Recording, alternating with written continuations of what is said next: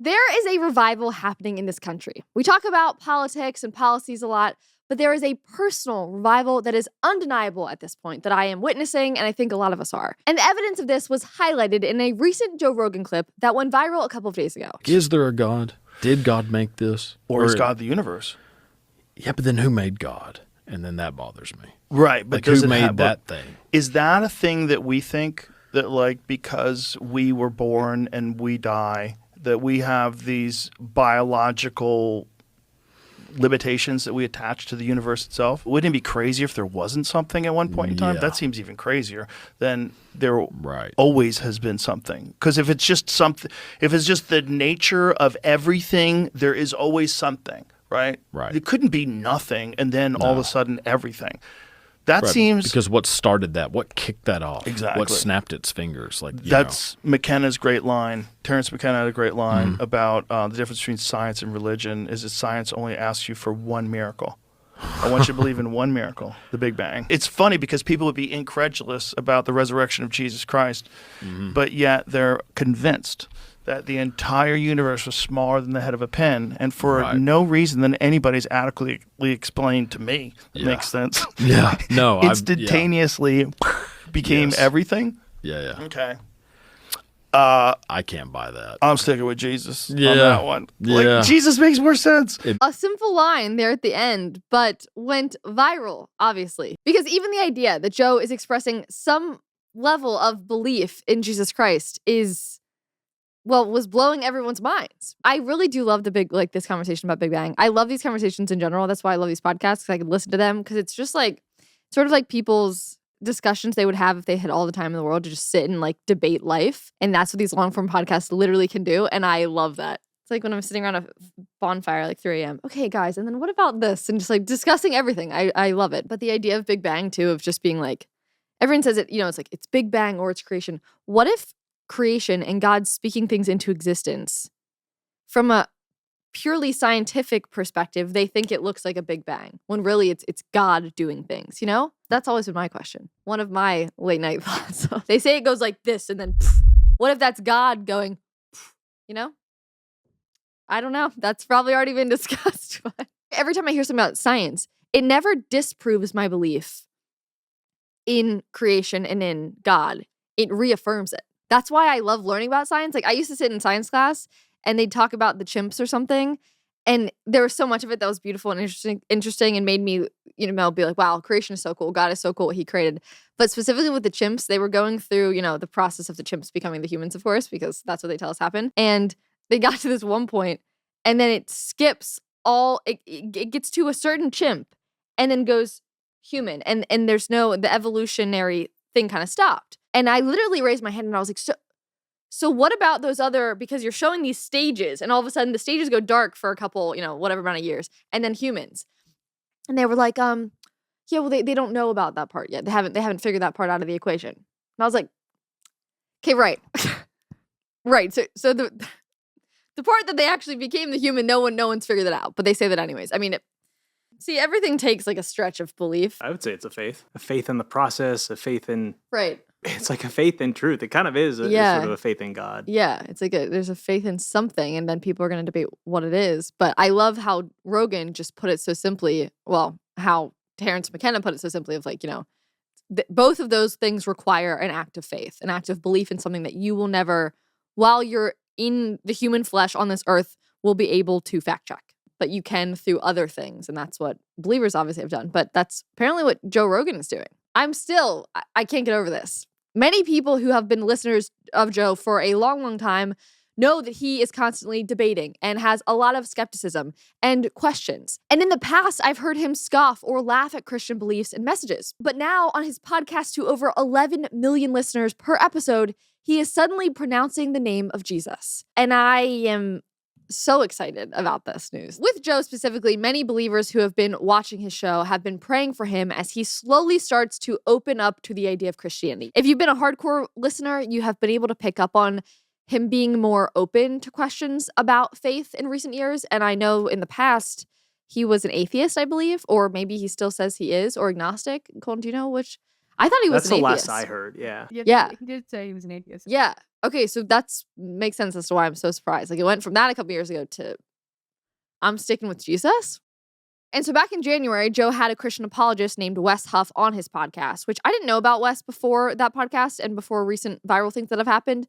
But this guy he knows a lot of stuff. And I love listening to apologists. But anyways, they sat there for several hours and just discussed all things biblical history, facts, questions. And it was a fascinating listen. And you could tell from that Joe had questions, but he wasn't outright rejecting the things anymore. So that episode with Wes is a fascinating listen to go check out. But what I loved to kind of look at was the comment section under that video, because there were so many people saying, I've always been an atheist. I've never wanted to talk about religion. I've had so many questions and no one has been able to answer them. And this guy, Wes, who knows a lot about biblical history, was able to just answer these very tough questions. And so many people picked up on that. And they're like, this is the first time I maybe am considering this and I'm not rejecting this anymore. One person said, I've been a militant atheist for my entire life. It's conversations like these in the past couple of years that have me questioning everything. You can see Joe questioning it and you can see him starting to find answers.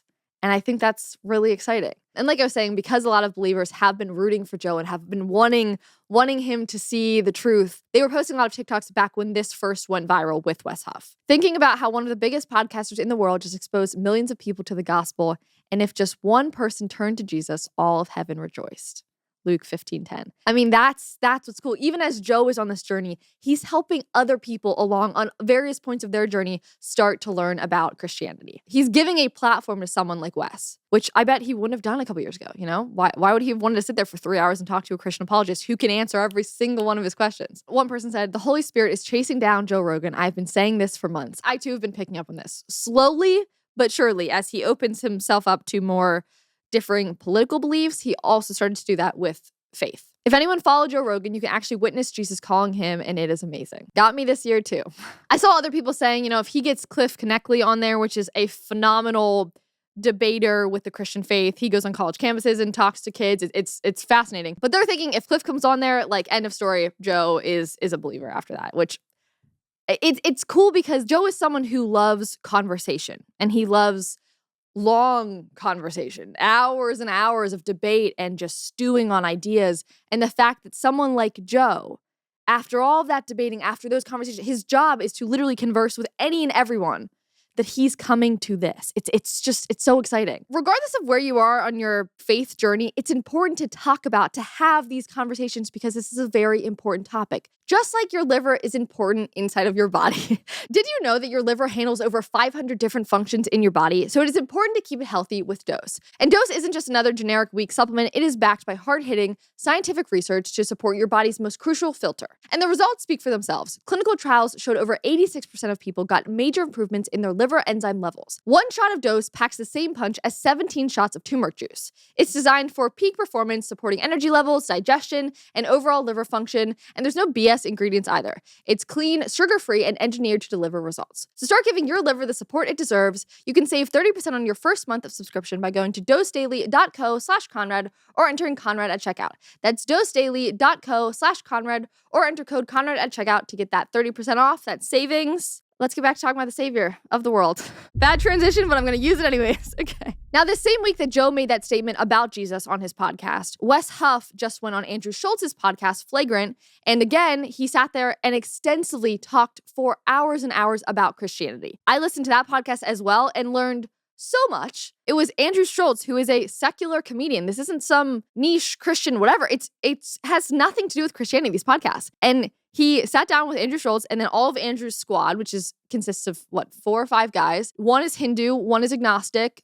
A lot of them are on different faith journeys and paths. And they just sat there and talked about Christianity for 3 hours. Over 3 hours. I listened to that entire thing. I was in awe because it's time after time Wes was able to confront a very tough question that believers and non-believers have. Anything that I have Googled in the past, like, I don't understand this part about Christianity. I don't understand this part about the Bible. Things I've literally Googled, some that I've come to answers, some that I still don't know. Wes was confronting all of those. It was such a cool listen. Such a cool listen. It was sort of like the first half, they were making jokes. They were kind of being lighthearted. All the guys were, they're listening, they're talking, but they're being lighthearted. And then the second half of the podcast just shifted. And it got more serious because then all the guys were like, wait, but tell me about this. wait. So what do you mean I don't get to go to heaven? And it suddenly became like, oh, no, wait, this matters. And the shift was obvious. And honestly, a lot of people picked up on that. Of all the things they discussed, and I just wanted to mention this because this one just really hit home to me again, but my favorite question that they asked and they were talking about is, why would Jesus' disciples have died for a lie? If Jesus was in fact a fraud, if he was a liar, his disciples wouldn't have died for him decades later once he was gone. When the fire got too hot and they faced too much persecution, why didn't they just say, yeah, never mind, actually, we don't believe. Actually, yeah, he was lying. Like, none of that was true. They didn't do that. All of his disciples suffered greatly for their faith, and many died because of it. And again, I'd say, why did they do that?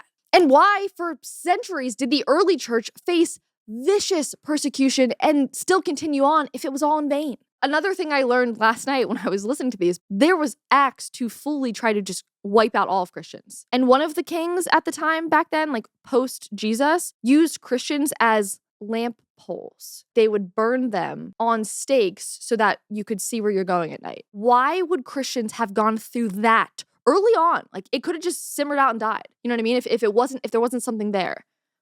And yet they continued on. Man, it's just, I didn't know that, but like, there's so many things. And then they tried to pretend that they were evil because the Romans at that time were killing babies, specifically young girls, because it wasn't abortion in the sense of internal. It was once the baby was born, they just like abandoned them. And so the Christians started to go and like gather the babies and save them.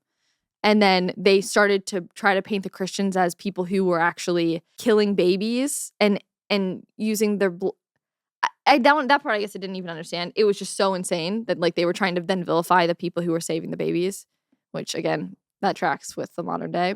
Christians just really had it rough and they kept going anyways. Because I know firsthand the power of the gospel in my own life, it does not fully shock me that all these conversations are finally happening on mainstream comedian podcasts. And again, this isn't some niche Christian comedian genre by any stretch. I mean, these guys are very secular. And if you go listen to these podcasts, they're not going to be all PG and sunshine and rainbows. Like, that's not what they promise in these podcasts. But the core of these conversations were, after hours of just talking on all of these shows all the time, they're all coming to this greater sense of meaning and purpose and trying to find that.